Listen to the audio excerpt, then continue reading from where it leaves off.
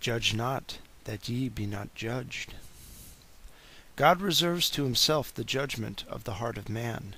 Nothing so much incenses a judge against a criminal as to see him set up himself for a judge. We search into the heart of our neighbor to discover something for which we may condemn him, either out of an idle curiosity, or out of envy and malice, or in order to find our own justification in the condemnation of others. This is what a great part of the world do, almost without perceiving it. For with what judgment ye judge, ye shall be judged, and with what measure ye mete, it shall be measured to you again.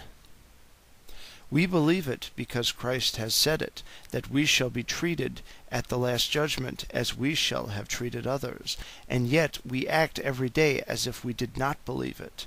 He who shows mercy shall receive it. This severity, which is just, considerate, and proportioned to our sins, is the punishment of the unjust, rash, and excessive rigor of the greatest part of our judgments. And why beholdest thou the mote that is in thy brother's eye, but considereth not the beam that is in thine own eye? On one side, self-love binds us as to ourselves, and on the other, envy and malice gives us piercing eyes in respect of others. An excellent remedy against this forwardness in censuring the conduct of others is to consider ourselves before we find fault with them. When we shall have as much zeal to correct ourselves as we have inclination to correct others, we shall then know our own defects better than we now do those of our neighbors. Or how wilt thou say to thy brother, Let me pull out the mote out of thine eye, and behold, a beam is in thine own eye? A false, blind, and irregular charity inspires us with a malicious attention and application to the faults of others, and with an extreme sloth and negligence in regard of our own conduct. Give us, Lord, that true charity which teaches not to flatter ourselves, to spare our neighbor, and to judge equitably of everything.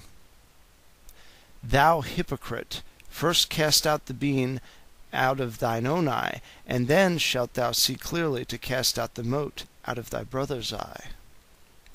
The necessary order of action is to labor first about our own sanctification, before we apply ourselves to that of others, for else it is nothing but pride and hypocrisy.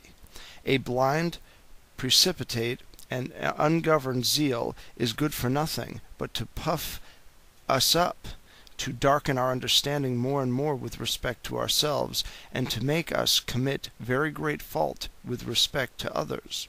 What is it to cast the beam out of our own eye before we undertake to exercise the ministry of salvation, but to purify our heart from every human aim and irregular intention, to mortify our passions which are the causes of our blindness, to enlighten our faith by studying the way of salvation and the rules of the Church, and to lay aside all false prejudices or popular prepossessions which are contrary to true piety?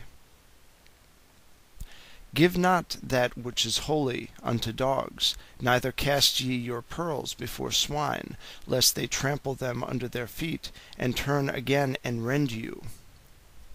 It is an express command of the Lord not to expose the truths, mysteries, or sacraments of the Church to the contempt and profanation of sinners. And yet this is what is nowadays charged as a crime on those who endeavor to observe it. That is often represented as party management and confederacy, or as dangerous dissimulation, which is really the necessary wisdom and discretion of not dispensing the truth to those who are fit for nothing but to bark at it like dogs, to trample it under their feet like swine, and to rend or persecute those who deliver it to them. Sacraments are not for such as are continually returning, like dogs, to their former sins, particularly those which proceed from the tongue and the mouth, nor for such as remain like swine under habits of impurity or of any other sins.